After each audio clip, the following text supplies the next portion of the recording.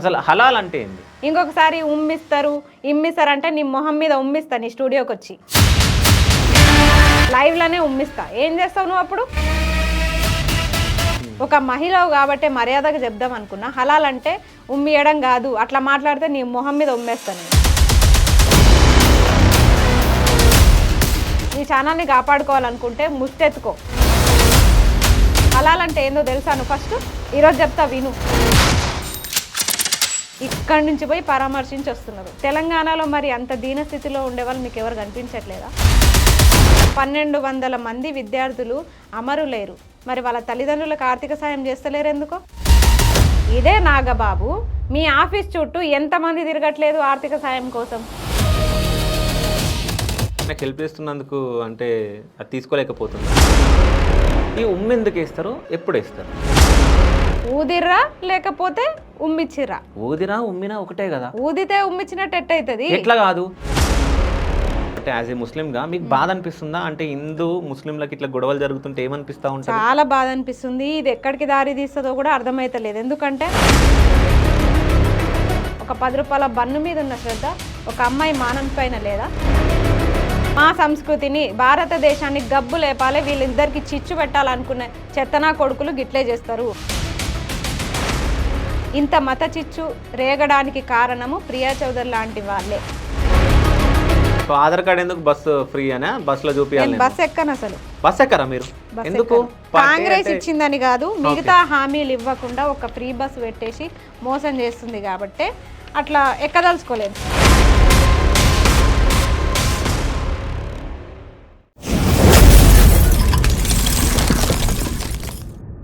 Hi, welcome to Shiva studios. నేను మీ Shiva Chowdary.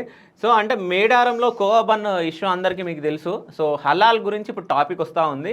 So హలాల్ గురించి మనం తెలుసుకోవాలనుకుంటున్నాం కాబట్టి సో ఆస్మా మీ అందరికీ తెలుసు, నిరుద్యోగి. సో తను ఒక ముస్లిం కాబట్టి హలాల్ అంటే ఏంది అనేది మనం తెలుసుకోవడానికి మన స్టూడియోకి పిలవడం జరిగింది. సో నమస్తే అక్క. నమస్తే. ఎట్లనో అక్క? బాగున్నా. సో తెలంగాణ మొత్తం నిరుద్యోగులకు మొత్తం పెద్ద అక్కవైనావు కదా నువ్వు? ఏదో ఇక అంత పెద్ద కాకపోయినా ఏదో అక్కని. కానీ నిరుద్యోగులకి అంటే పేదలకు నిన్నందరూ అక్కగానే అనుకుంటారు అందరూ. అక్కనే అనుకుంటారు. ఒక సోదర భావం అయితే ఉండిపోయింది వాళ్ళ దగ్గర. అక్కనో చెల్లో అనో సంబోధిస్తారు. అది అయితే సంతోషం అనిపిస్తుంది చాలా మంది నిరుద్యోగులందరూ కూడా. కానీ అంటే నీలాంటి వాళ్ళు బయటకు వచ్చి ప్రశ్న వేయడమే అసలు చాలా గ్రేట్. చాలా మంది ఆడవాళ్ళు భయం పడుతూ ఉంటారు, అంటే ఏం చేస్తారో అడిగితే అది ఇది అని చెప్పేసి. నువ్వు ధైర్యంగా వచ్చి అడుగుతావు కాబట్టి సో హలాల్ గురించి కూడా స్పష్టంగా హలాల్ అంటే ఏందో నువ్వు చెప్తావు కాబట్టి నేను స్టూడియోకి పిలవడం జరిగింది. అసలు హలాల్ అంటే ఏంది?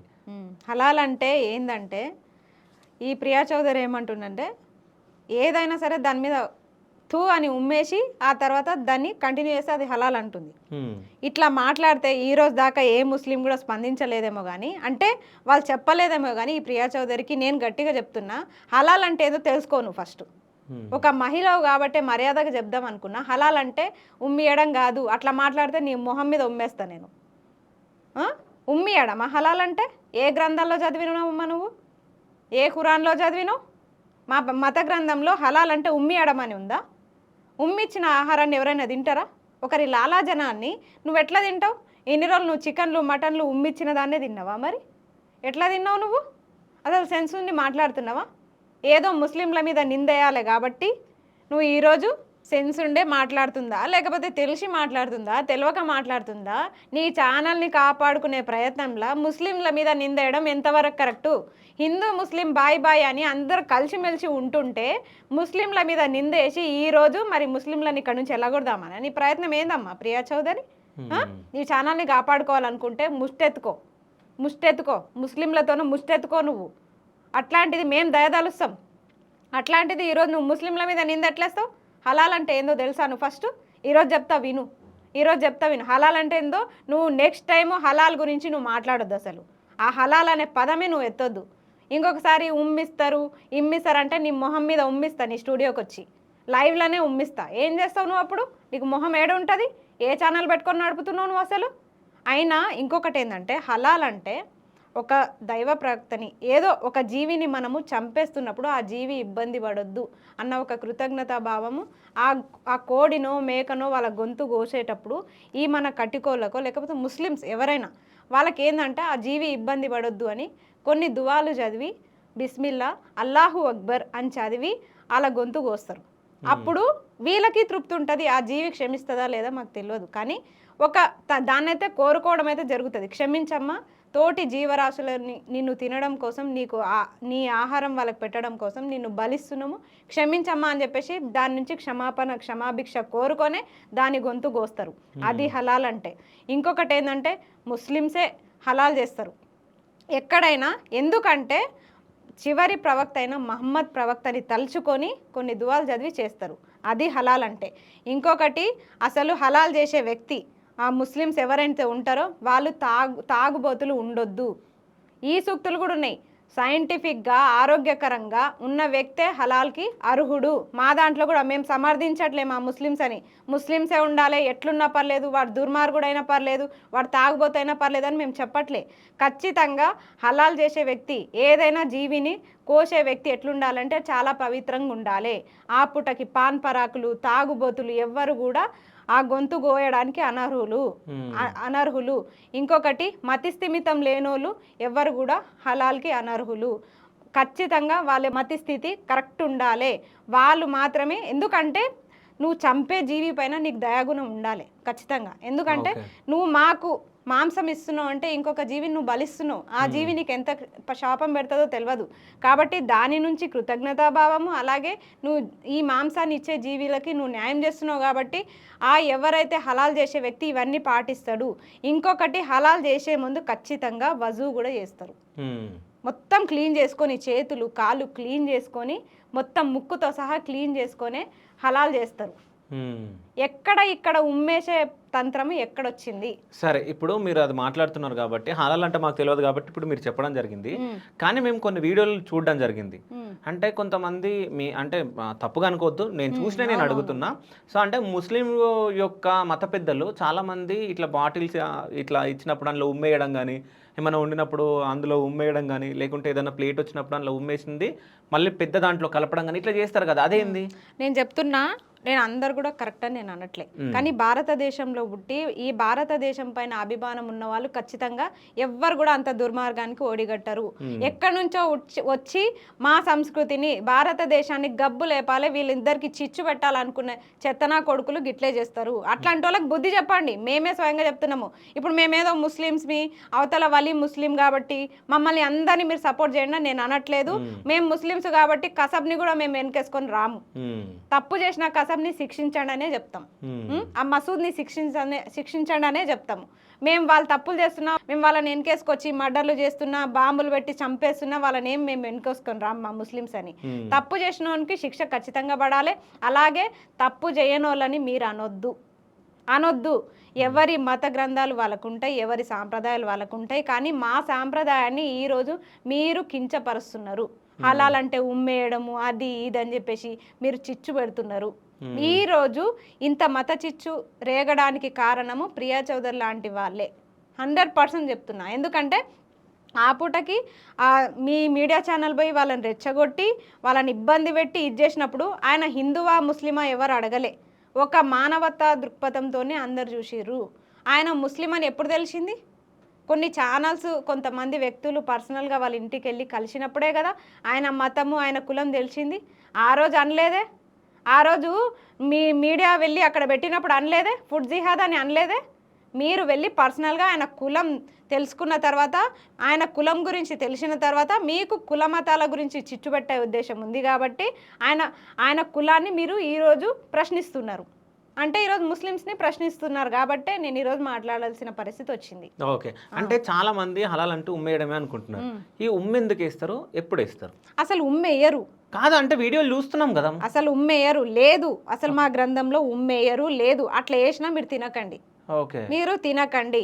ఏ కటికోళ్ళు కూడా, ఏ ముస్లిమ్స్ కూడా హలాల్లో ఉమ్మి వేయరు. అసలు ఎక్కడ కూడా లేదు. ఇది తప్పు. వీళ్ళు కొంతమంది కావాలని ఇట్లా చెప్తున్నారు. ఒకవేళ అట్లా చేసేటోళ్ళు ఎవరైనా ముస్లిమ్స్ ఉంటే వాళ్ళకి చెప్పండి, బాబు ఇలాంటివి లేవు, వాళ్ళకి కొంచెం తెలియక ఇట్లా చేస్తున్నారేమో, అట్లాంటి వాళ్ళకి చెప్పే ప్రయత్నం చేయండి. కానీ అది పెద్ద ఏదో దుర్మార్గమైనట్టు మాత్రం ఈరోజు చిత్రీకరిస్తే ఊరుకునే ప్రసక్తి లేదు. కొంత అవగాహన రాహిత్యం వల్ల కూడా కొంతమంది చేస్తున్నారేమో, నేను కాదనట్లేదు.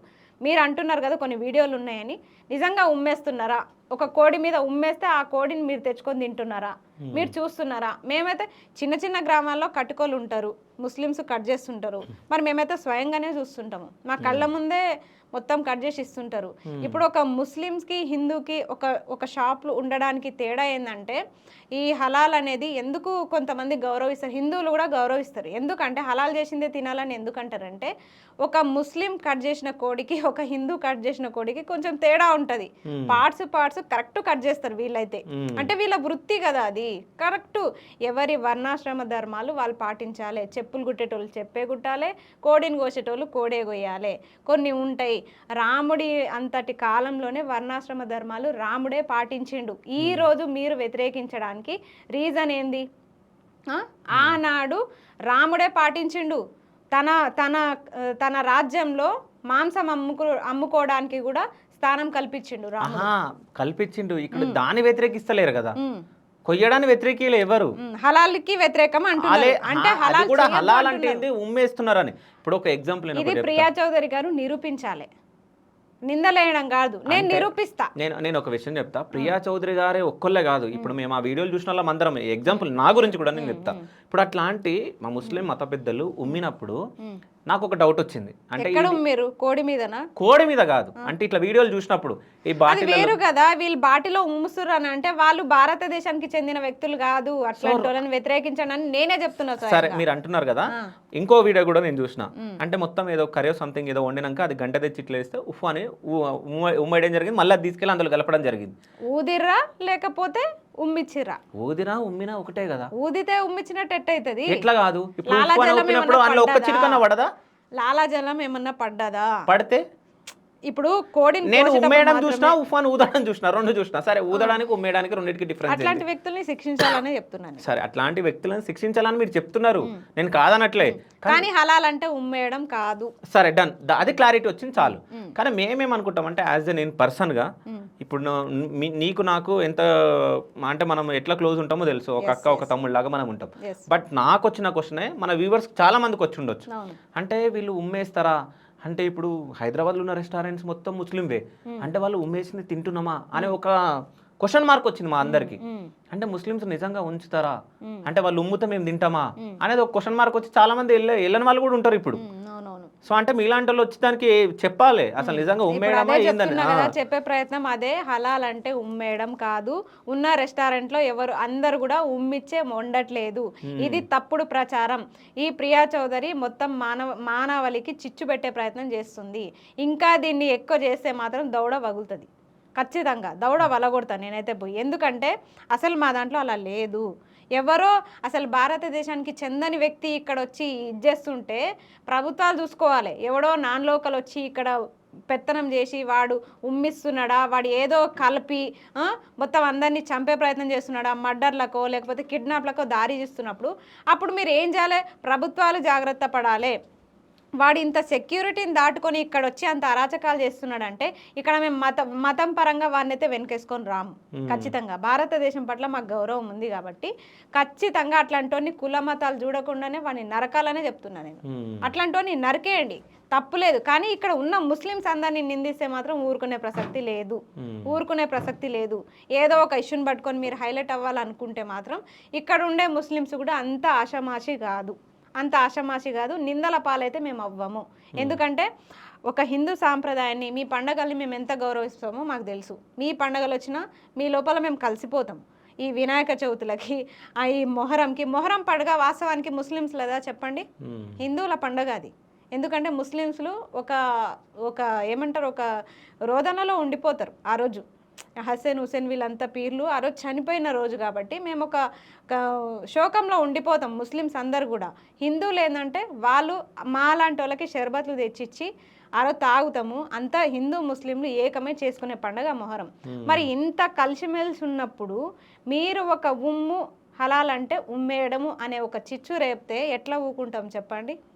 హిందూ ముస్లిం బాయ్ ఇప్పటికైనా మీరు అనవసరంగా చిచ్చు పెట్టే ప్రయత్నం చేయకుండానే చెప్తున్నా. ఓకే, అంటే ఈ వల్లి విషయం చూసిన తర్వాత మీకు ఏమనిపించిందంటే ఇప్పుడు ఒక సమస్యనే లేదన్నట్టు దాన్ని పట్టుకొని అసలు వీళ్ళకి ఎవరికైనా సరే ఒకటి దొరకాలి, దాన్ని పట్టుకొని లాగుతూ ఉంటారు. ఇప్పుడు ఏమనిపిస్తుందంటే ఒక సామాన్యునికి, ఒక బతకలేని పరిస్థితిలో ఉన్నవానికి నేను ఏదన్నా చేసి హైలైట్ అయిపోవాలి ఒక థాట్ వస్తుంది. నేను హైలైట్ అయిపోతే నా చుట్టూ తిరుగుతారు, ఒక్కడు వస్తే చాలు, ఆ తర్వాత వరుస పెట్టి అంటే ఒకటి ఉంటుంది, ఒక్క గొర్రె పోయి దుంకుతే అన్ని గొర్రెలు వెంబడబోతాయి అన్నట్టు, ఒక్కరు ముందడుగేసి ఒకరు పోతే చాలు, తర్వాత వరుస పెట్టి పోతూనే ఉంటారు. ఇప్పుడు పోయి ఒక మగాడు సంపాదించుకోగలడు, కాళ్ళు చేతులు మంచిగా ఉన్నాయి, మీరు పోయి పరామర్శించరు, ఓకే. ఇక్కడ నుంచి తెలంగాణ నుంచి ఎత్తుకొని పోయి మరి ఆడపోయి చేసి వస్తున్నారు. ఏపీలో అసలు లేరా స్పందించేటోళ్ళు? ఏపీలో లేరా? ఇక్కడి నుంచి పోయి పరామర్శించి వస్తున్నారు. తెలంగాణలో మరి అంత దీనస్థితిలో ఉండేవాళ్ళు మీకు ఎవరు కనిపించట్లేదా? ఎంతమంది? 1200 మంది విద్యార్థులు అమరులేరు. మరి వాళ్ళ తల్లిదండ్రులకు ఆర్థిక సాయం చేస్తలేరు ఎందుకో? వాళ్ళ తల్లిదండ్రుల్ని ఆదుకుంటలేరు ఎందుకో? తెలంగాణ కోసం ప్రాణత్యాగాలు అర్పించిన వాళ్ళని, ప్రాణాలు అర్పించిన వాళ్ళని మీరు పట్టించుకుంటలేరు. మరి అదే హిడ్మా చనిపోయిండు, హిడ్మా తల్లికి పోయి ఆర్థిక సాయం చేయకపోయారు మీరు అందరెళ్ళి? ఆమెకు అసలు డబ్బులు అంటే ఏందో కూడా తెలియదు, ఆమె బతకలేని స్థితిలో, డొక్కాడని స్థితిలో ఆమె ఉంది, మొత్తం బుక్కలు కనిపిస్తున్నాయి ఆమెవి, ఇంత కండ లేదు ఆమెకి, కేజీ కండ లేదు. అట్లాంటి వాళ్ళకి అసలు ఎందుకంటే ఒక కొడుకును కోల్పోయిన తల్లిగానే చూడండి. ఆయన ఎవరో, హిడ్మా ఎవరో అదంతా పక్కన పెడితే, ఆయన నక్సలైటా ఇంకేదో పక్కన పెడితే, ఫస్ట్ ఆఫ్ ఆల్ ఒక కొడుకును కోల్పోయిన తల్లి, అసలు ఏం చేసుకోలేని నిస్సహాయ స్థితిలో ఉన్న తల్లి, మరి ఆ తల్లికి ఎందుకు మీరు ఆర్థిక సాయం చేయలేదు? వరుసపెట్టి ఈరోజు పోయేటోళ్ళు ఎందుకు చేయలేదు? ఇదే నాగబాబు మీ ఆఫీస్ చుట్టూ ఎంతమంది తిరగట్లేదు ఆర్థిక సాయం కోసం? నిస్సహాయ స్థితిలో ఉన్న వాళ్ళు ఎవరు ఎందుకు తిరగట్లేదా? మీ జనసేన ఆఫీస్ ముందు ఎవరు తిరగట్లేదా? తెలంగాణ నుంచి ఎవరు రావట్లేదా? ఏపీ నుంచి ఎవరు రావట్లేదా? నేను చూపిస్తా. మీకు నిజంగా ఎవరు ఐడెంటిఫై అవ్వకపోతే, నిస్సహాయ స్థితిలో ఎవరెవరు ఉన్నారో, నిరుపేదలు ఎవరెవరు ఉన్నారో, అనాథలు ఎవరెవరు ఉన్నారో నేను చెప్తా. మరి అట్లాంటి వాళ్ళకి మీరు అందరూ ఆర్థిక సాయం చేస్తారా? ఫస్ట్ ఆఫ్ ఆల్ తెలంగాణ నుంచి పోయిన వాళ్ళు ఆర్థిక సహాయాలు చేసేవాళ్ళు మీకు అందరికీ నేను ఒకటే చెప్తున్నా, 1200 మంది అమరులేరు కదా, వాళ్ళ తల్లిదండ్రులకి ఈరోజు ఆదుకోండి. మీరు బతకలేకున్నారు, వాళ్ళ కొడుకులు చేతికి వచ్చిన కొడుకులు చనిపోయి వాళ్ళంతా నిస్సహాయ స్థితిలో ఉన్నారు. మరి మీరు ఆడేం పొడుస్తున్నారు? పోయి తెలంగాణలో ఎవరు లేరా? ఇక ఒక్కరు బోండి, ఇద్దరు బోండి, దాన్ని సాయం అంటారు. ఇంతమంది పోయి నిరుపేదగా ఉన్నవని కోటీశ్వరిని చేసినట్టుంది కథ. ఆయనను పోయి లక్షాధిపతిని చేసేసారు. ఇట్లా మీరు అందరూ పోయి ఆయనకు చేసే కంటే అదే సమయంలో మీరు 10 మంది ఇక్కడ 10 మందికి చేయొచ్చు కదా, ఎందుకు చేయట్లేదు? ఎందుకు చేతులు రావట్లేదు మీకు? అంటే ఆస్మాకి ఆయనకు హెల్ప్ చేస్తున్నందుకు అంటే అది తీసుకోలేకపోతుందా? అస్సలు తీసుకోలేకపోతుంది. అలాంటివి కాదు, ఈ మానవతా దృక్పథం తెలంగాణ మీద కూడా ఉంటే బాగుండు అంటున్నాను. బాగుండు అంటున్నా నేను, తీసుకోలేకపోవడం కాదు. ఇక్కడ వలి మాత్రమే కాదు, ఇట్లాంటి వాళ్ళు చాలామంది ఉన్నారు.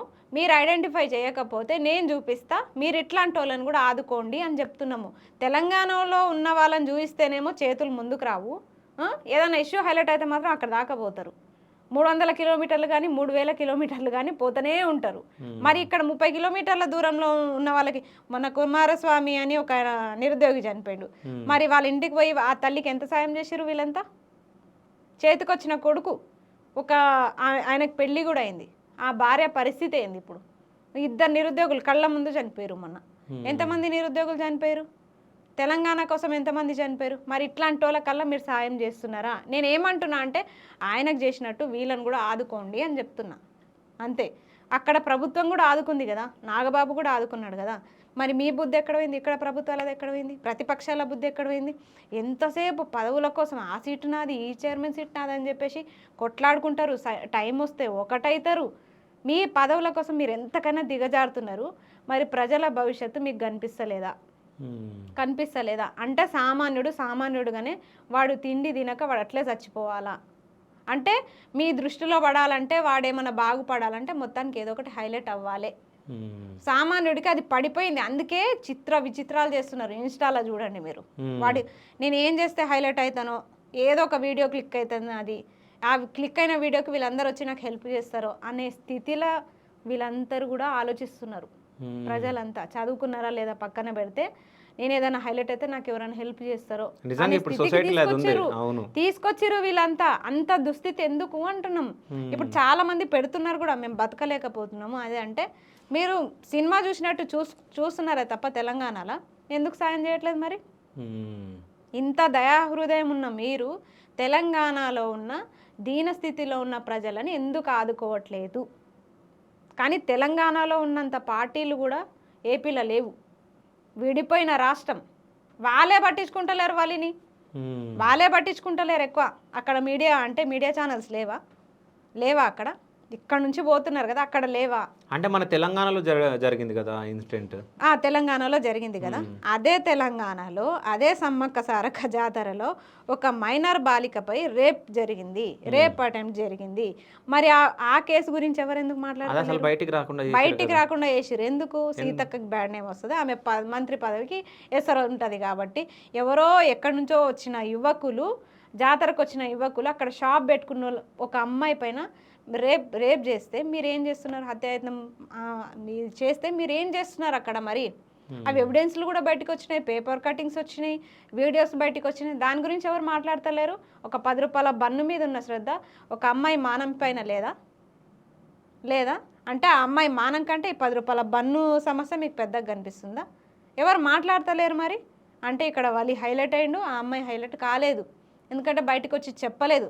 నా మానం పోయింది అని ఏ అమ్మాయి అన్న బయటకు వచ్చి చెప్పుంటుందా? చెప్పుకోలేదు. మూసేసిరు. అట్లా మూసేసి సమస్యలే లేనట్టు పెద్ద సమస్యనేమో మూసేసిరు, పనికిమాలిన సమస్యను తీసుకొచ్చి ఈరోజు హైలైట్ చేస్తున్నారు. అంటే మీరు మాట్లాడేది కరెక్ట్, బట్ ఈ మేడారంలో జరిగిన ఆ ఇష్యూ కూడా మీరే అంటున్నారు. అంటే మంత్రి సీతక్కకి ఇట్లా అవుతుందని చెప్పేసి, ఎఫెక్ట్ అవుతుందని చెప్పేసి ఆ న్యూస్ రాకుండా చేశారు. న్యూస్ రాకుండా 1 వీక్ తర్వాత బయటకు వచ్చింది. అది ఎట్లాగో అట్లా బయటికి రావడం జరిగింది, కొంతమంది మాట్లాడడం జరిగింది. ఇప్పుడు న్యూస్ ఛానల్ డిస్టర్బ్ అవ్వద్దని అక్కడ. సో అంటే న్యూస్ ఛానళ్ళు కానీ యూట్యూబ్ ఛానళ్ళు కానీ అన్ని చెడ్డగా లేవు. నేను కూడా అనట్లేదు చెడ్డగలేవు, అన్ని చెడ్డగలేవు. మీడియాని అనడం తప్పే. మీడియాకి ఏంది, ఒక న్యూస్ అవ్వాలి, ఒక న్యూస్ కావాలి, ఏదైనా దాన్ని 10 మందికి తెలియజేయాలనే మీడియా ఛానల్స్ ఉంటాయి. నేను అనేది ఏంటంటే వాళ్ళు అక్కడ క్లోజ్ చేసిరు. జాతర సజావుగా జరగాలి, సీతక్క హయాంలో జాతర మంచిగా జరిగిందని చెప్పుకునే విధంగా ఉండాలని చెప్పేసి అక్కడ బస్సులు లేకపోయినా, సౌకర్యాలు లేకపోయినా, ఎవరి మానాలు పోయినా, ప్రాణాలు పోయినా సీతక్క హయాంలో జాతర మంచిగా జరిగిందని చెప్పాలి ప్రభుత్వంలో.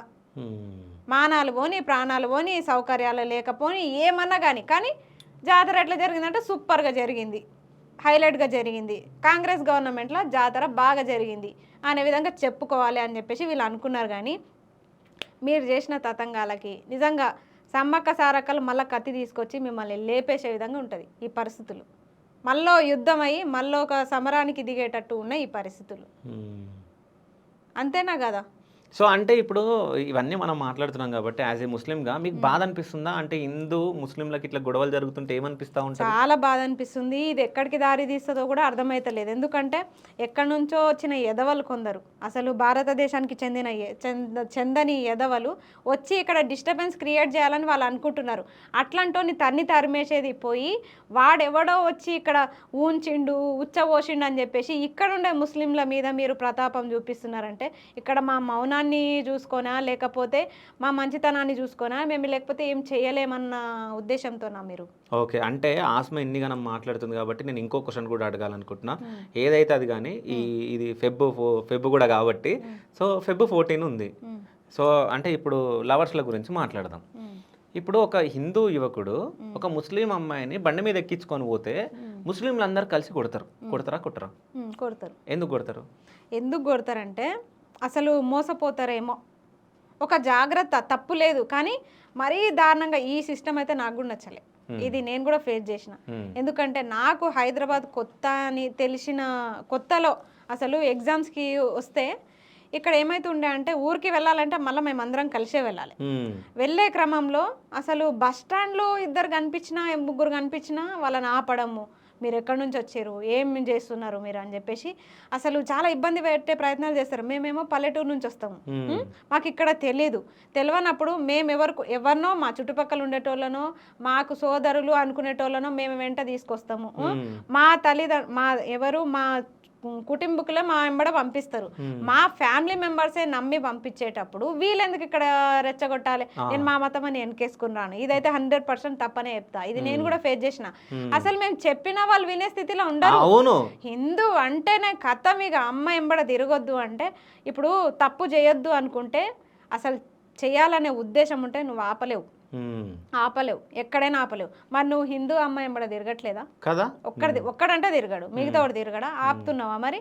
హిందూ అమ్మాయిలను తీసుకొచ్చి ముస్లిమ్స్లో కలపొచ్చంట, కానీ ఒక ముస్లిం అమ్మాయి హిందూ అబ్బాయి ఎంబడ తిరగొద్దు. సో లవ్ జిహాదులు కూడా మనం చూస్తాం. లవ్ జిహాద్లు కూడా చూసి నేను అందరు లవర్స్ అని కూడా నేను అనట్లేదు, అందరు లవర్స్ అని కూడా నేను అనట్లేదు. కొందరు అన్నా చెల్లెళ్ళ బంధంతో ఉంటారు, రాఖీని గౌరవించి రాఖీ కడతారు. అలాగే కొంతమంది స్నేహితులు ఉంటారు, క్లాస్మేట్స్ ఉంటారు. ఇది తప్పు. ఒక రోడ్ మీద అయితే అసలు తప్పు చేయరు కదా ఎవరు. అదే కదా. నీకు దమ్ముంటే ఓయో రూమ్లలో పోయి పట్టుకోరి, ఏడన్నా కలిసి ఉంటే ఆడపోయి పట్టుకోరి, అంతే తప్ప బస్ స్టాండ్లో ఏం తప్పు చేస్తారు, రోడ్డు మీద ఏం తప్పు చేస్తారు, ఒక బైక్ మీద ఏం తప్పు చేస్తారు, ఒక వెహికల్ మీద ఏం తప్పు చేస్తారు అని చెప్పేసి అసలు జర్నీ చేస్తున్న వాళ్ళని కూడా ఆపుతారు. అవును, తప్పు కనిపిస్తే ఆపండి, నేను వద్దన్నట్టు. తప్పు చేస్తే వాళ్ళు హగ్ చేసుకుంటున్నారా, అట్లేమన్నా వాళ్ళు నీచంగా ప్రవర్తిస్తుంటే ఆపండి. కొందరు ఉన్నారు అట్లాంటి వాళ్ళు కూడా, అట్లాంటి వాళ్ళని ఆపండి. వాళ్ళు హిందువా ముస్లిమా పక్కన పెడితే ఆపాల్సిందే. ఎందుకంటే వాళ్ళని చూసి 10 మంది చెడిపోతారు కాబట్టి ఆపాల్సిందే. ప్రయాణికులకి డిస్టర్బెన్స్ అవ్వదు కాబట్టి ఆపాల్సిందే. కానీ ఏ తప్పు చేయని వాళ్ళని కూడా ఆపడం తప్పనే చెప్తున్నాను. ఇంకోటి మీ ముస్లింలలో స్కీమ్స్ ఉంటాయంట, అంటే మీకే వాళ్ళు స్కీమ్స్ అని కాదు, మోసం చేసేటోనికి కులం అవసరం లేదు, ఆడెవడైనా పర్లేదు. ఎట్లుంటుందంటే నువ్వు నేను చాలా చూసిన, మాకు ఒక సొసైటీ ఉంటుంది, మీరు ఒక 200 కడితే 2000 వస్తాయి, ఒక 300 కడితే 3000 వస్తాయి, 30,000 వస్తాయి. ఇట్లా మభ్యపెట్టి ఏం చేస్తారంటే ఎక్కువ డబ్బులు కలెక్ట్ అయిన తర్వాత నంబర్ చేంజ్ చేస్తారు. ఇంకా నిరుపేదలకు ఏముంటుంది, ఇప్పుడు అందరూ పోయి వాళ్ళకి సాయం చేసినట్టు ఇక్కడ తెలంగాణ వాళ్ళకి చేయరు కదా, అంత దానగుణం దయాగుణం ఎవరికి లేదు ఇక్కడ. వీళ్ళు ఏం చేస్తారంటే నమ్ముతారు పాపం. ఇప్పుడు రంజాన్ సీజన్ కదా, ముస్లిమ్స్కి ఎవరైనా సాయం చేస్తారు కదా అనుకొని, మాకు సాయం చేసేటోళ్ళు ఒకరు వచ్చిరు కదా అనుకొని వీళ్ళు ఏం చేస్తారంటే ఆ 200 కడతారు. కట్టిన తర్వాత కథం ఇక నంబర్లు చేంజ్ చేస్తారు. ఇప్పుడు నేనే 200 అనుకుంటే నాలాంటి వాళ్ళు ఒక 200 మంది కడితే ఎన్ని పైసలు అవుతాయి? అవి కోట్లు సంపాదించుకొని బయటపడుతున్నారు ఇట్లాంటి వాళ్ళు. సామాన్యుని ఆవేదనని ఆసరాగా తీసుకొని చాలామంది బయటపడుతున్నారు. ఇప్పుడు కొంతమంది ముస్లిమ్స్ చేసే తప్పులను కూడా నేను ఎత్తి చూపుతున్నప్పుడు ఒక హలాలు ఉమ్మి అని అంటే నేను ఎట్లా ఊకుంటా? ఒక సామాన్యుని జీవితం గురించి అర్థం చేసుకొని మాట్లాడాలి తప్ప హలాల్ అంటే ఉమ్మేయడం అంటే ఎంతవరకు కరెక్ట్ అది? అంటే అదే బన్ను, కోవా బన్నుని హిందూ అమ్మితే మాత్రం మేము తీసుకోవాలా మరి? అప్పుడు తింటావా నువ్వు? మరి చికెన్లు మటన్ ఏం తినదా అసలు ప్రియా చౌదరి? తినదా? ఇప్పటిదాకా ఇంత వయసు వచ్చింది కదా, మరి తింటలేదా? మానేసిందా మొత్తానికి? అంటే ఏంది అర్థం అసలు? ఒక వృత్తిని నువ్వు అవమానిస్తున్నట్టు అంటే అసలు నువ్వు వాళ్ళ దగ్గర ఏం కొనొద్దనే కదా అర్థం. అసలు ముస్లిమ్స్ దగ్గర ఏం కొనొద్దు, వాళ్ళ దగ్గర వాళ్ళు అసలు బాగుపడొద్దు. ఏం చేద్దాం అనుకుంటారు? మా వాళ్ళు అంటే చెప్పుల షాపులు, పండ్ల షాపులు, చికెన్ షాపులు, మటన్ షాపులు తప్ప మా వాళ్ళు అంతకు మించి ఏం చేస్తున్నారు? ఇప్పుడు పండ్ల షాపులు, చెప్పుల షాపులు, ఈ అంటే చిన్న చిన్న వ్యాపారాలు చేసుకొని బతికేటోళ్ళు ముస్లింలు. మీరు మరి అసలు అంతకు మించి మా వాళ్ళు ఏం చేస్తారు? ఏదో ఒక బతుకుదేరు అయితే చేస్తారు, కష్టపడే తింటారు మా వాళ్ళు. మీరు అనవసరంగా ఎందుకు నిందలేస్తారు? అది ఏంది? మా వాళ్ళని ఇక్కడ నుంచి భారతదేశం నుంచి ఎలగొడదామని ఆ ముస్లిమ్స్ని ఎందుకు ఇంత పగ పెంచుకోరు మీరు? ఇప్పుడు కొంతమంది ఏముంది, పండ్లల్లో ఇంజక్షన్స్ వేసి ఇట్లా పిల్లలు పుట్టకుండా చేస్తారు అది ఇది అని అంటే, అసలు నువ్వు తినే గుడ్లు ఒరిజినలా? నువ్వు తినే కోడి ఒరిజినలా? అవి కూడా ఇంజక్షన్స్ ఇచ్చే మరి అమ్ముతుర్రు బయట. మరి ఎందుకు తింటున్నావు తెలిసి కూడా? ఎందుకు తింటున్నావు మరి? అంటే ఫ్రూట్లలో ఇంజక్షన్ వేయడము ఓకే అంటారా? అసలు ఓకే అని నేను అనను, కానీ పిల్లలు పుట్టకుండా చేస్తారు అనేది మాత్రం అబద్ధం అది. ఎందుకంటే అది నిజమని నిరూపణ అయిందా? నిరూపణ అయితే ప్రభుత్వాలు ఏం చేస్తున్నాయి, పోలీస్ వ్యవస్థ ఏం చేస్తుంది? నేను ఏమంటున్నా అంటే తప్పు చేసిన శిక్షించు, వాని నరికే అడ్డంగా అవసరమైతే. ఎవ్వరు అడ్డురారు. ఎవరన్నా అడ్డు వస్తారా? ఇప్పుడు పిల్లలు పుట్టకుండా చేస్తున్నారంటే నీకే కదా ఆ పండు నేను కూడా కొంటానేమో, నేను కూడా కొని తింటానేమో, నాకు కూడా పిల్లలు పుట్టారు కదా. అట్లా ఉన్నప్పుడు నిజమే. ఇప్పుడు ఒక వ్యాపారం చేస్తాడు, ముస్లిం కమ్మాలి హిందూ కమ్మాలని అయితే అనుకో ఉండదు కదా, ఎవరికైనా అమ్ముతాడు వాడు. సో ఇప్పుడు కొననికైనా నువ్వు కొనొద్దు, నేను హిందువులకు అమ్ముతున్నాను వాడు చెప్పాడు కదా. అట్లా చెప్తే మేమైనా ఊకుంటామా? వీడు ఎందుకు కొనొద్దు అన్నాడు. ఇప్పుడు ఒక్కరంటే ఊకుంటారేమో, 2-3 అయితే మరీ మానవత్వం ఉన్న వాళ్ళు ఒక్కడైనా ఉంటాడు కదా, 100లో ఒక్కడైనా ఉంటాడు కదా, వాడు స్పందిస్తాడు కదా. ఎట్లా అంటారు? ఇంజక్షన్స్ ఇస్తారు, పిల్లలు పుట్టకుండా చేస్తాడు. అట్లాంటివి నరికేయి. నేను చెప్తున్నా కదా, ఉమ్మిచ్చి నీకేమైనా ఎవడన్నా చికెన్ అమ్మితే వాడిని కూడా నరికేయి. అంతే తప్ప నువ్వు లేని నిందలు ముస్లిమ్స్ పైన వేస్తే మాత్రం ఊకుండే ప్రసక్తి లేదని చెప్తున్నా. ఇంకో క్వశ్చన్ ఆస్మా, ఏంటంటే ఇప్పుడు ఎక్కడన్నా గొడవ అయిందనుకో, ఒక హిందువుని ముస్లింలు కొడుతున్నారు, ఒక హిందూని ముస్లింలు కొడుతున్నారు ఎగ్జాంపుల్ అంటున్నా, కొడుతున్నారు, తిడుతున్నారు, వేరే హిందువులు మొత్తం రారు, ఓకేనా? అదే ఒక ముస్లింని హిందువులు కొడుతుంటే యూనిట్గా మీ మీ ముస్లింలు అందరూ వస్తారు, ఓకేనా? మీ ముస్లింల దాంట్లో యూనిటీ అనేది ఉంటుంది, అవునా? అంటే ఈ ఫ్రైడే రోజు అక్కడ అంటే మీరు నమాజ్కి వెళ్తారు కదా, అక్కడ ఇవన్నీ చెప్తా ఉంటారా మనం అందరం ఒకటిగా ఉండాలి ఇట్లానే? అట్లా ఎట్లుంటుందంటే ఫస్ట్ ఆఫ్ ఆల్ యూనిటీగా ఉండడానికి రీజనే ఈ నమాజ్ వేళలు. ఓకే. మీరు గుడికి ఏ టైంలో వెళ్తారు? మేము పొద్దున వెళ్తాం. పొద్దున అంటే టైమింగ్ ఉందా? ఒక 8కి కరెక్ట్ 8కే వెళ్తారా? లేదు, అంటే మార్నింగ్ 6 గంటల నుంచి ఒక 10 గంటల మధ్యలో వెళ్ళొచ్చు. కానీ మాకు అట్లా ఉండదు కదా. నమాజ్ అంటే టైమే. 5 పూటల నమాజ్కి 5 పూటల టైమింగ్స్ ఉంటాయి. 5 అంటే 5, 6 అంటే 6, 8 అంటే 8, 9 అంటే 9, 1 అంటే 1. టైమింగ్స్ కరెక్ట్ ఉంటాయి. ఆ టైంలో కరెక్ట్గా నమాజ్కి వెళ్తారు. వెళ్తున్నప్పుడు వాళ్ళకి ఆటోమేటిక్గా యూనిటీ అనేది ఏర్పడిపోతుంది. ఎవరు చెప్పరు చేయరు. ఒక మనిషి అక్కడ ఎవరన్నా అసలు దయాగుణం దానగుణం అనేవి అందరూ కలిసి మాట్లాడుకుంటున్నప్పుడు, అందరు కలిసి నమాజ్ చదువుతున్నప్పుడు, ఒక యూనిటీ ఉన్నప్పుడు, మసీద్లో ఒక యూనిటీ అలవాటు ఆనవాయితీ అయిపోయింది అది. అట్లా ఒక వ్యక్తికి సమస్య వస్తే అక్కడ ఎవరన్నా గిల్లగిల్ల కొట్టుకుంటారు, ఏమైనా హార్ట్ అటాక్ వచ్చి గిల్లగిల్ల కొట్టుకుంటారు. అంటే సాయం చేయకుండా ఎవడో పోరా పోయి మసీద్లో పడిపోతే నాకెందుకు అని చెప్పేసి వెళ్ళిపోరు కదా. ఖచ్చితంగా ఆయనకి సాయం చేయాలనే చూస్తారు. అదే విధంగా చూస్తారు, అదే ఆనవాయితీ అయిపోయింది. నమాజ్ వేళలని చెప్పేసి వీళ్ళందరూ మసీద్కి వెళ్తారు. అట్లా యూనిటీ ఏర్పడ్డది, అది అనుకోకుండా ఏర్పడింది. ఇంకొకటి ఖచ్చితంగా ఒక ముస్లిమే కాదు, హిందువు అయినా సరే సాయం చేయాలనే ఉంటుంది, మాకు సాయం చేయాలనే ఉంటుంది. కాకపోతే మరి మీకు కూడా గుళ్ళ వేళలు ఇవన్నీ ఒకటే అయ్యింటే బాగుండు. ఇప్పుడు మీ గ్రంథాలు కూడా చెప్తూనే ఉంటాయి, అందరికీ దయాగుణం కలిగి ఉండాలి. బైబిల్ గ్రంథమైన అదే చెప్తుంది, రామాయణమైన ఇతిహాసాలైనా అన్నీ అవే చెప్తాయి. ఇప్పుడు శ్రీకృష్ణుడు అంటతోడే భగవద్గీతలో కూడా అదే చెప్పిండు, ఇతరుల పట్ల నువ్వు కరుణని కలిగి ఉండాలి, సోదర భావం కలిగి ఉండాలని. వారు అందరు ఎందుకు పాటించట్లే? మా దాంట్లో కూడా కసబ్ ఉన్నాడు, మా దాంట్లో కూడా నీచులు ఉన్నారు, అట్లాంటి వాళ్ళని శిక్షించండి. అందరూ కూడా మీ దాంట్లో మా దాంట్లో కాదు, ఈ మనుషులు అంటున్నారు కదా. ఇప్పుడు ఎత్తి చూపి ముస్లిమ్స్ అనే టార్గెట్ వస్తుంది కాబట్టి నేను చెప్తున్నా. ఇక్కడ మతాలను పక్కన పెడితే అందరి విధానాల్లో కూడా రాక్షసులు ఉన్నారు. అందరు దేవుళ్ళే కాదు, రాక్షసులు కూడా ఉంటారు. అందరు దేవతలే కాదు, దయ్యాలు కూడా ఉంటాయి. కాబట్టి అట్లాంటి వాళ్ళని శిక్షించాలని చెప్తున్నా నేను. ఇక్కడ మతాలు పక్కన పెట్టేసి తప్పు చేసినోని శిక్షించాలి, కానీ వానికి మతం అనే రంగు పూయొద్దు. తప్పు చేసినోని శిక్షించాలి, కానీ ఆ శిక్ష చేసేటప్పుడు వీడు ముస్లిం కాబట్టే తప్పు చేసిండు అని మాత్రం అనొద్దు అంటున్నాను. కానీ ఆస్మా మాత్రం చాలా బాగా మాట్లాడింది. అంటే నేను ఏమనుకున్నా అంటే ఓన్లీ ముస్లింలకే సపోర్ట్ చేస్తుందేమో అనుకున్నా. సో ఈ ముస్లింలు అంటే ఇట్లా హిందూ ఎంబడి తిరుగుతుంటే అది దాన్ని కూడా మీరు చెప్పడం జరిగింది. అంటే ఎవరిని ఎట్లా శిక్షించాలని చెప్పి మీరు కూడా కోరుకుంటున్నారు. మా దాంట్లో కూడా అయ్యప్ప స్వామి ప్రసాదం తినేటోళ్ళు చాలా మంది ఉన్నారు.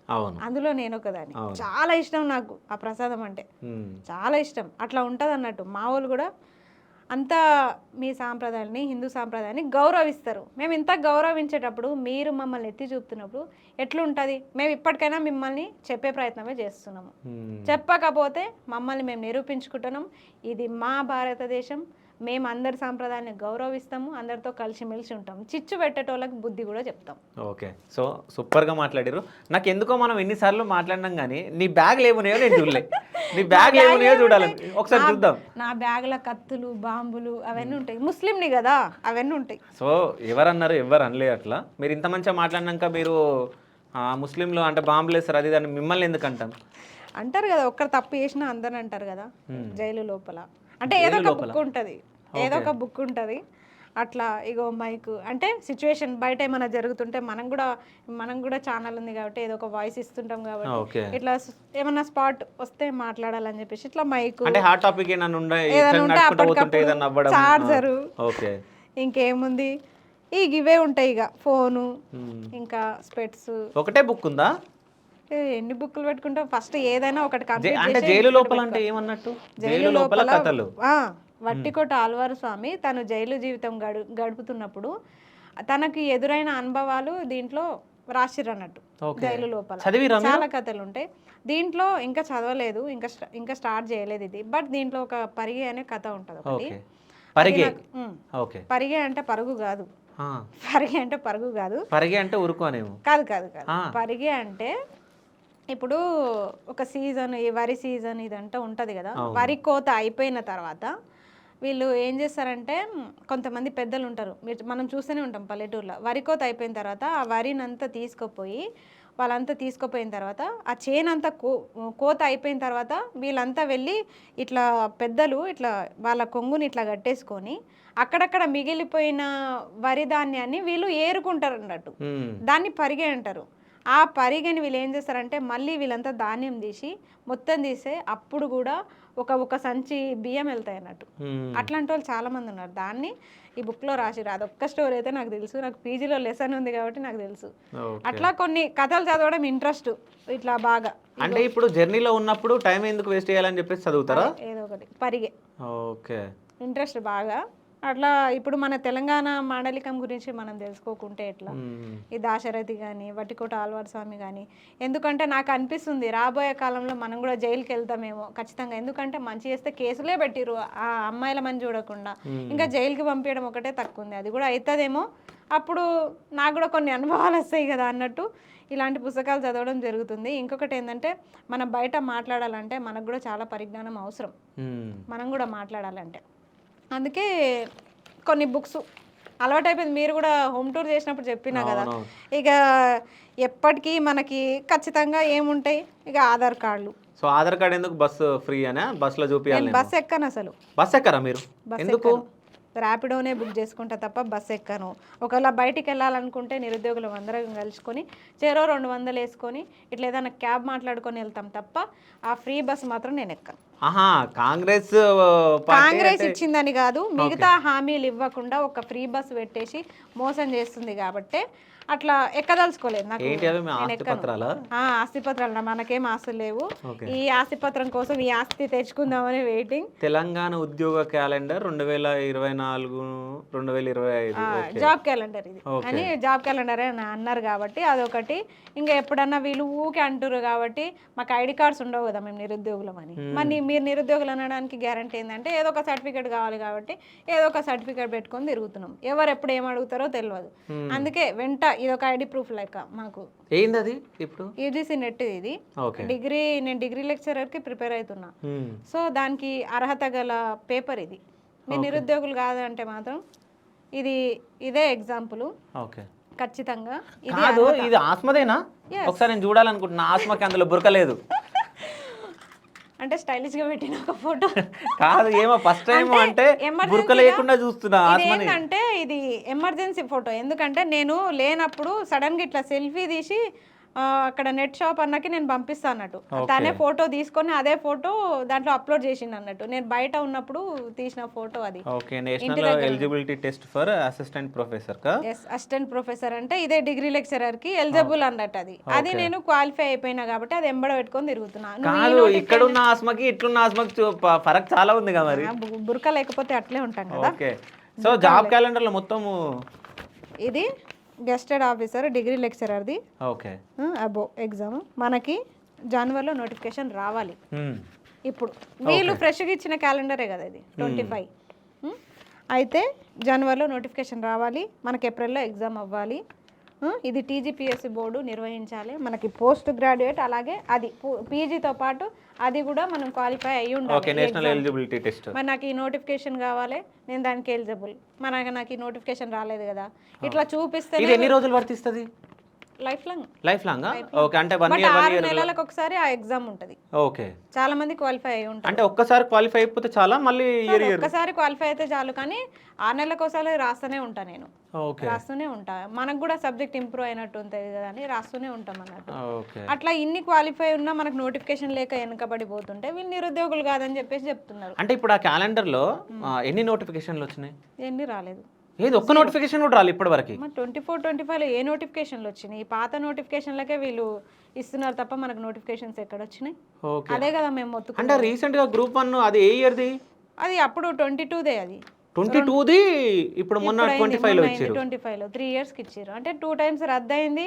వీళ్ళు నియామక పత్రాలు ఇచ్చారు. అప్పుడు ఎగ్జామ్ అయితే నియామక పత్రాలు ఇచ్చారు. పాత నోటిఫికేషన్నే కంటిన్యూ చేస్తున్నారు తప్ప వీళ్ళు కొత్తగా ఇచ్చింది ఏం లేదు. ఓకే. అంటే మన తెలంగాణలో జస్ట్ అంటే నీకు తెలిసిన దాంట్లో చెప్పు ఎంతమంది నిరుద్యోగులు ఉండొచ్చు? ఇప్పుడు నేను చెప్పడం ఎందుకు, టీజీపీఎస్సీ బోర్డు చెప్పింది 31 లక్షల మంది నిరుద్యోగులు ఉన్నారని. మీరు ఓటీఆర్ అప్డేట్ చేసుకోండి ఫిబ్రవరి 25 లోపు. ఇప్పటికైతే ప్రజెంట్ 31 లక్షల మంది నిరుద్యోగులు ఉన్నారు. రిజిస్టర్ అయిన వాళ్ళే, మళ్ళీ రిజిస్టర్ కాని వాళ్ళు, ఇప్పుడు రిజిస్టర్ అయిన వాళ్ళు ఓన్లీ డిగ్రీ పీజీ ఉన్నోళ్ళే రిజిస్టర్ చేసుకుంటున్నారు. అవును. ఇప్పుడు ఇంటర్ బేస్ మీద కూడా ఉంటారు. అవును. ఇంటర్ బేస్ మీద వాళ్ళు ఎస్ఐపిసికి ప్రిపేర్ అయ్యి ఉంటుంటారు. వాళ్ళు ఎంతమంది ఉంటారు? ఇప్పుడు ఫ్రెష్గా ఇంటర్ అయిపోయిన వాళ్ళు, ఫ్రెష్గా డిగ్రీ అయిపోయిన వాళ్ళు, ఫ్రెష్గా పీజీ అయిపోయిన వాళ్ళు, వీళ్ళు మొత్తం కలిపితే ఒక 5-6 లక్షలు అన్నగారా. కాదు, ఈ 30 లక్షల మంది నిరుద్యోగులు ఉంటే వాళ్ళకి నిరుద్యోగ భృతి ఇస్తే ప్రభుత్వాలు ఏడిపోతాయి అసలు? సంకనాకపోతాయి. ఫస్ట్ ఆఫ్ ఆల్ ఇన్ని లక్షల మందికి ఇవ్వడం కుదరదని చెప్పేసి వాళ్ళు ఇస్తలేరు. ఇప్పుడు టీజీపీఎస్సీ బోర్డులో ఓటీఆర్ చేసుకున్న ప్రతి ఒక్క నిరుద్యోగికి నిరుద్యోగ భృతి ఇవ్వాల్సిందే కదా. వాళ్ళు రిజిస్టర్ చేసుకున్నారు కాబట్టి ఇవ్వాల్సిందే అని మేము డిమాండ్ చేస్తున్నాం. ఇంతమందికి ఇస్తే మేము సంకనాకపోతామని చెప్పేసి వాళ్ళు ఇవ్వట్లే. ఇప్పుడు ఈడ మాకిస్తే మళ్ళీ ఢిల్లీకి మూటలు ఎట్లా మోసుకపోతాడు? అది ఇబ్బంది కదా. ఇంకొకటి, రేవంత్ రెడ్డిని ఎందుకు ఇంత తిడతావు అంటే, ఒక దొంగని తిట్టకుండా ఏం చేస్తారు మరి? ఏం చేస్తారు? దొంగ అని దొంగ చేతికి తాళాలు ఇస్తే ఈరోజు మొత్తం దోచుకోబోతున్నాడు. మొత్తం సమాంతం నాకేస్తున్నాడు తెలంగాణని. 63 సార్లు ఢిల్లీకి పోతాడా? 63 సార్లలో ఒక్కసారి కూడా నిరుద్యోగుల గురించి ప్రస్తావన రాలేదా? మెస్సీ ఆటకు తీసుకొచ్చినావు రాహుల్ గాంధీని, నిరుద్యోగుల గురించి ఎందుకు తీసుకొస్తాడు?